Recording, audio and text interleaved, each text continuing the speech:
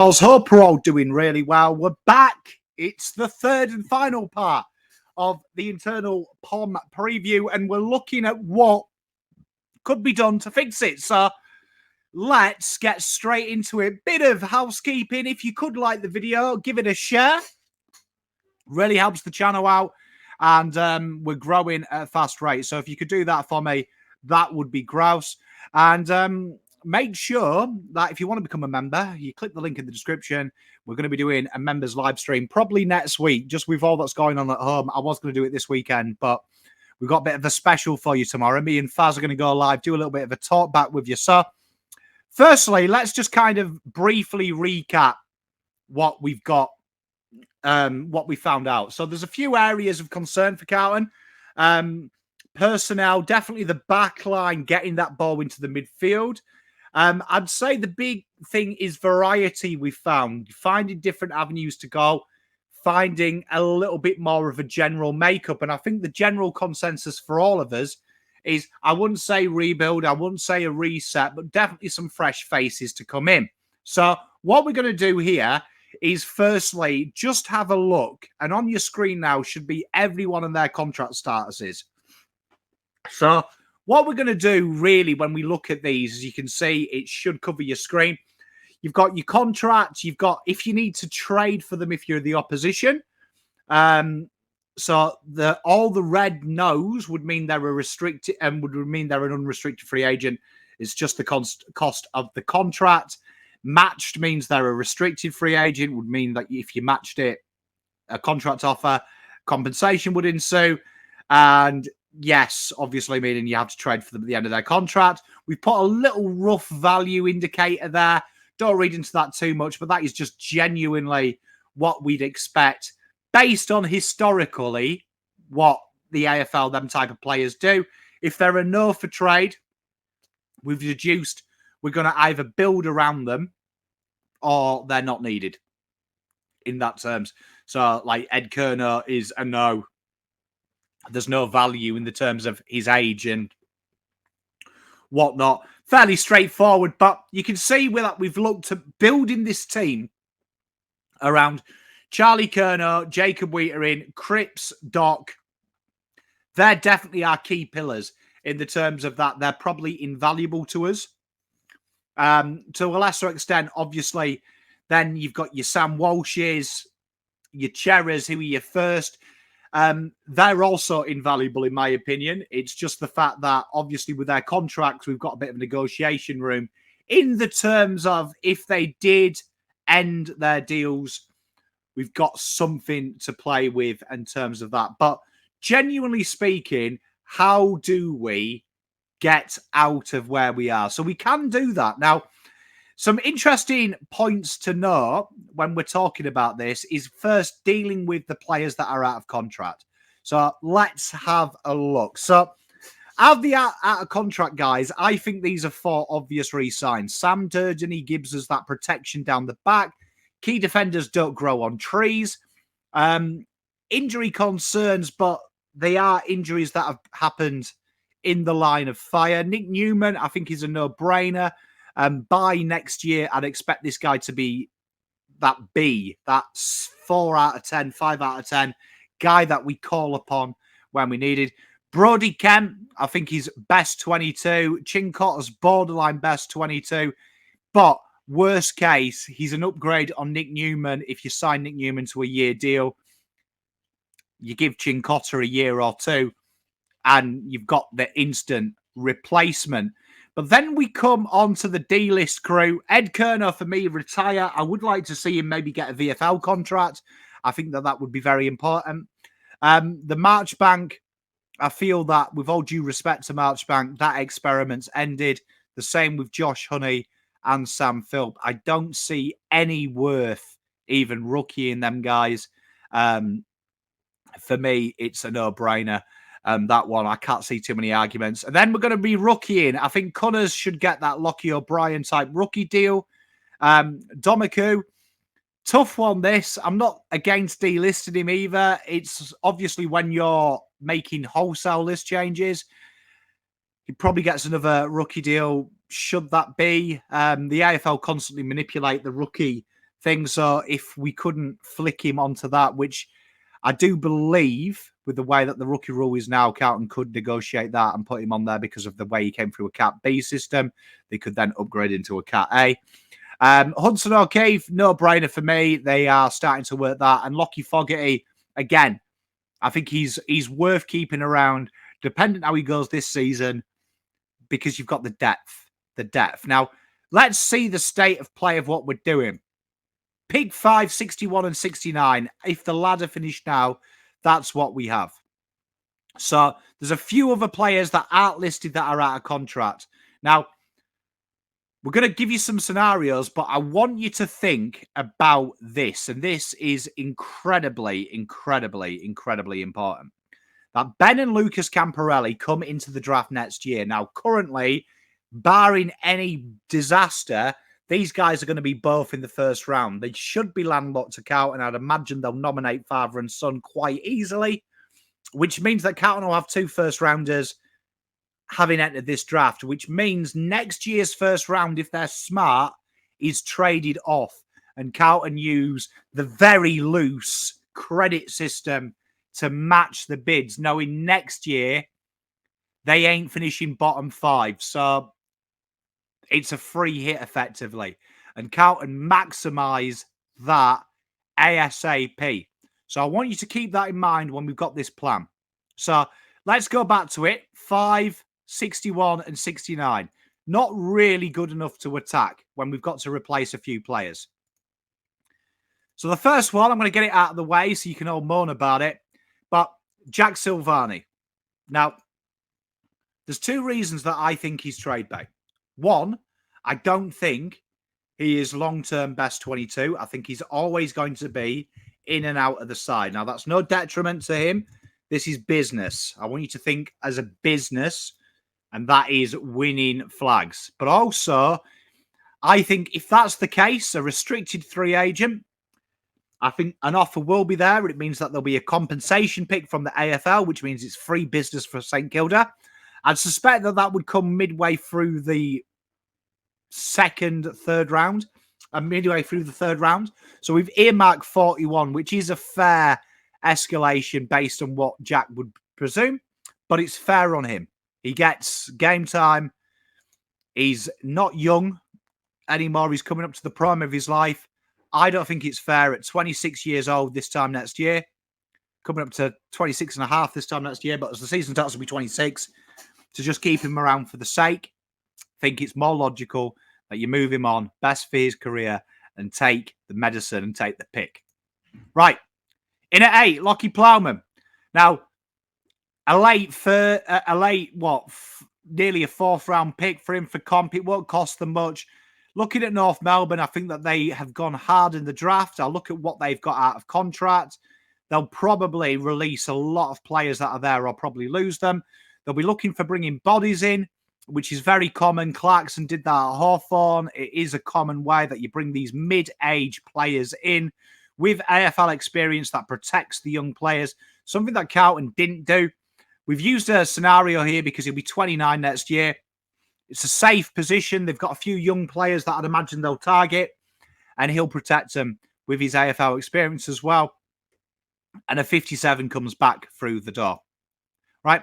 Then Mitch McGovern. I think 36 is low, but looking at the picks that Port Adelaide, if the draft finished now, that's their first pick. Now, I think it's logical he goes there for them. I think he fits what they need. He fits their system. I think it would be an easy sell. It gets it off the salary cap for Carlton, which means we've got a lot of room to play. And I think that's a fair price. I could see a few clubs that are after him. I know Port are currently linked with him, but that would work either way. 37 is West Coast Eagles, should he want to go to WA. It's a no-brainer, but he's got the roots there. He does suit what they do. He would be a very Port Adelaide footballer. I think Carlton, looking at what Nick Austin does, he lowers his worth sometimes and accepts a bit less to get the business done that's best for the player. So I like it. Now, this one is a bit speculative, but I think that looking at the draft next year and looking at what St Kilda's list profile is, pick 33 when you've got 14.52, but it's obvious that you've been linked with just about every restricted free agent in the draft, would it incur that they're not looking at the draft? They've got a lot of young players in, and they'll probably have a punt next year because they're already out of action for early picks this year, right? So Paddy Dow and a future third would give them some security next year. Pick 33, I think, is about the money when you add that third round there, because I would say he's a third rounder. It's risk-free business for St Kilda. It gets them something different. It's a kind of deal that Sauce has done a lot at Carlton, so there is evidence that these are the kind of deals that he goes for, because effectively he's getting 2 picks for 1 in an area where you look at the draft in them 30s. If you were careful and you went 15 either side, St Kilda have got 100 of them players, right? So it's maximising that one, right? Then we've done this. I hate to do it, but hear me out. I've got the hard bit out. Future second and Tom de Koning for pick 11. Now, I think that's highly likely. I think his money is about an 18, 19, 20. I think it makes sense for them. Geelong have appeased the first rounder, and they genuinely have got rid of the first rounder. They're a very good team to negotiate with. They don't fleece teams. I think that's a good little bit of business, and stay with me because you'll see why a bit later. Zach Fisher going to Eagles for pick 40. Genuinely, the Eagles are a very good negotiating side. They don't look for much back. They acquire a player, they earmark it, and they get the job done. And I think Zach Fisher is a perfect trade bait for Carlton because I think that they're traditionally a position that you can find very quickly, but they're also an area that generally holds a lot of value. And they've done it a few times. So I think pick 40 is around a fair mark. We did talk about Mitch McGovern. They may double him up and try and get a couple of picks. I don't know, but for the base of this example, I wanted to show you how you can be creative and almost pay unders. We tried to do this on a conservative scale. And then this is the big trade. Now, why does this appeal to Gold Coast? Quite easy. The best, there's 3 players in the top 20 this year that are their picks. So they will be looking to try and get rid of some picks and then burn them others, because they will be getting Jed Walter, Jake Rogers, and Ethan Reid, who's the best ruckman in this league, in this crop. If they do this, right, they will probably do something with their futures as well, I would imagine, right, which allows them to have a little bit of wiggle room with some of these late 20s and 30s as they try and get the points. Gold Coast have a plethora of mid picks, 7.26.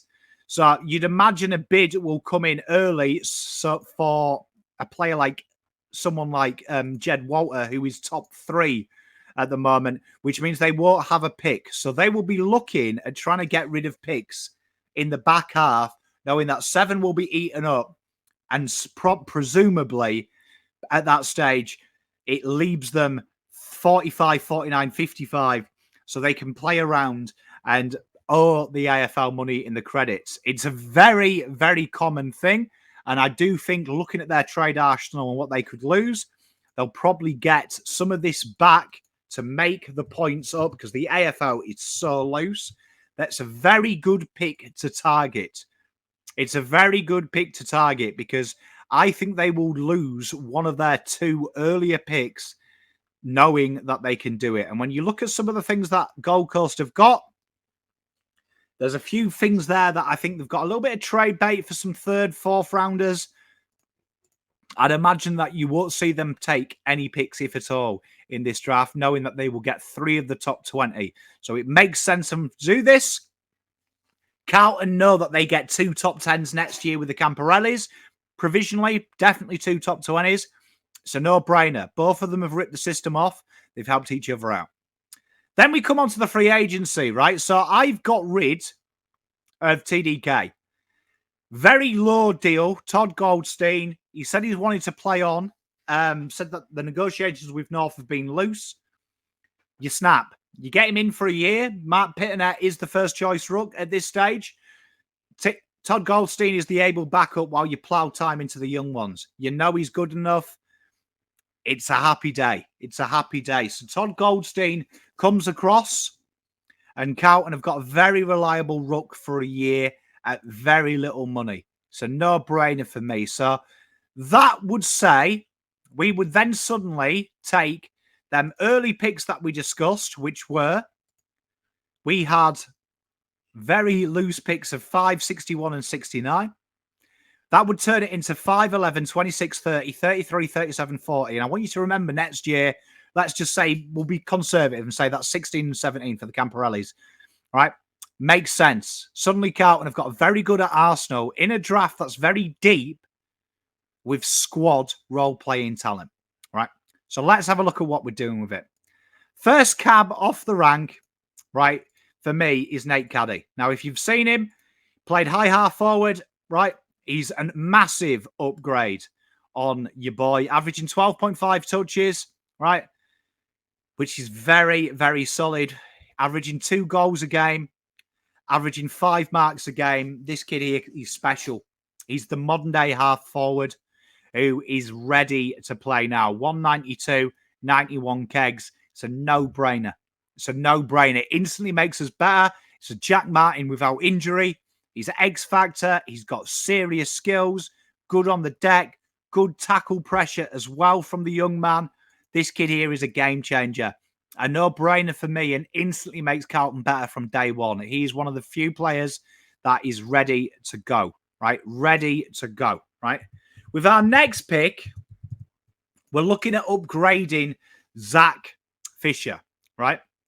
And this guy here has got a big engine, right? Oakley Chargers boy, Mr. Will Lorenz. Now, he's scheduled to go anywhere in that top 20, 10 to 20. I think he'll have a real good flourish at the end. This kid here can play football. He can really play football. Oakley Chargers boy, 70 kegs, 186.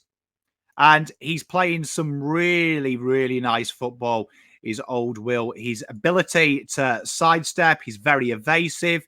He's got incredible ability to bring players in. Incredible tackle pressure.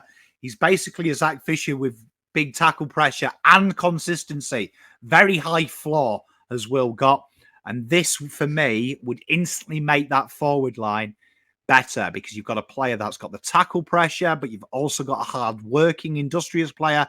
You've got Nate Caddy as your X-factor, and we know how much Voss enjoys Jack Martin. Nate Caddy's a better version. Pick 26, my favourite player in this draft, Ashton Moore. This kid can play footy. This kid can play footy, and he is everything that you look for in a young kid. Mid-forward, 188, good size, 84 kegs. He's not scared of a tackle, 4 tackles a game. And the big thing for me is he's 3 goals a game so far. This kid here is goals. He can kick on both feet, very high level kicking efficiency as well with both feet. Incredibly strong in the air, a spectacular player. Instantly adds to Carlton's efficiency issues, but his ability to hit targets inside 50, but score himself. He's basically what Jesse Motlop is trying to be. And I think at 26, it's good because there's a lot of players are going to jump up this board. Right? And then we go to our next pick where that's a typo. It's saying pick 26, but it should be pick 30. So ignore that. Intercept defender, a Mitch McGovern clone, basically. Ollie Murphy can play that key. Carlton will need that moving forward. And this kid here is a very accomplished footballer. It has to be said. And his ability is very understated. I'm a big fan of this boy and his ability, his improvement in the last year. He's uses his body well. He's very versatile in the air. He's a very quick thinker. 200 centimeters, 85 kegs. He's that modern day player. And he is literally having low percent. He's very good at the lockdown role, but It's a low output game, but high impact. And I think he's the perfect foil for someone like Jacob Whelan moving forward when you've got the time to do it, which with the list we have got time to baby him and cozy him into the system, but a real good backup and one with high scope to improve. Then pick 33, we're going with Lukey Kelly. Now this kid here, tackle beast. He's an upgrade in my opinion on someone like Matty Kennedy. He's hard at it. He's a rugged little player coming from WA as well. So he's going to be around the right type of players. But this guy here averaging close to 10 tackles a game and learning off the best in Patrick Cripps, you've instantly got his natural successor. Higher ceiling, I think, than George Hewitt.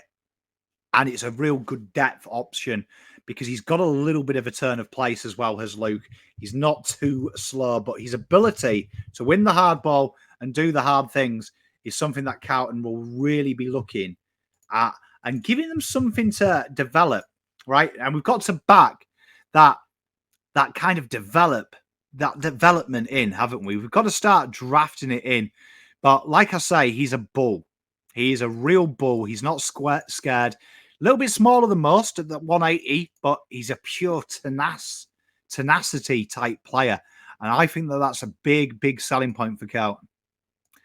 Tom Anstopoulos, a proper small forward, pick 37. He is a goal machine, an absolute goal machine, and one that really doesn't flow off the tongue, right? Because I've probably massacred his name, but his ability, honestly, big tackle pressure from him, but also he isn't scared of the scoreboard, right? Isn't scared of the scoreboard. He's been banging them in for fun early doors, and he's definitely someone that Carlton will look at in that high percentage of success for players in his mold. So where he's going and where Carlton are taking him, that's a high percentage of players in that mode. Geelong Falcons, so you know it's a good system, but he's just an absolute goal magnet. He knows where the goals are. He isn't scared to hit it. A pure out-and-out forward. Reminds me a lot of Tyson Stengel, right? And I think it's something that pick 37, the success rate is incredible. And then we finish with pick 40 in the draft, right? And we go all the way down and we get a guy called Will Dawson. And I love this Gibson's power boy. Ruck forward, 286, right? His numbers as a draftee at the moment already scream TDK, right? And the rucks aren't a plethora in this, but he's incredibly agile, real strong overhead, right? Beautiful set shot as well. A guy that's really improved as well through the last year and really come onto the radar. Should be in that third round area. And it's a no-brainer, right? Because Murkoff, touch wood, with his heart, I'd imagine that's going to be a temperamental thing and something that we've got to watch. Goldstein there now under this system. Pitternet there, right? We've got that point of difference, which I don't think Hudson O'Keefe is and Will is. And Carlton there would have 2 years to really invest in this guy, put a bit of size on him and play him as that floating ruck through the system. So it should be an entertaining one. Ned Carl comes in through the rookie draft and Carlton need to get some proper small forwards. And we've gone hefty. We tried to balance the list so we've got more options. Few mid forwards coming in through the draft. Let's get some pure smalls that we know and let's leech from our VFL system. Ned Carl comes in straight away. No, a pure gift type player, and so does Ben Ronk. They know the system. Worst case scenario, if the juniors don't hit the ground running, you've got 2 very reliable players, and that should leave us a list spot open for PSD or the mid-season draft, which I would like to go.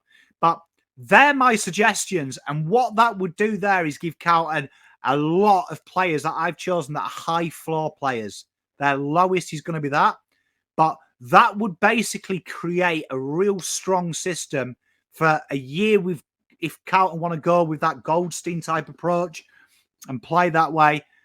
They've got the backup there They haven't lost too much, but they've gained so much.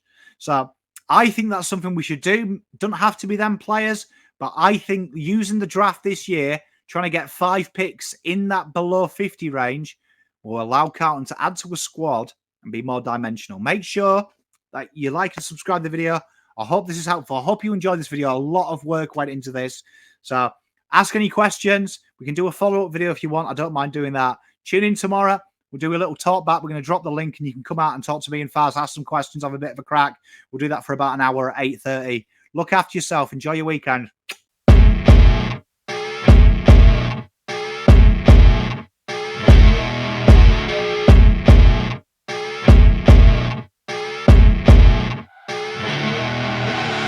I see her rolling up, Uber black Cadillac, high heel boots and a sexy body full of tats. Baby's bad, oh baby's hella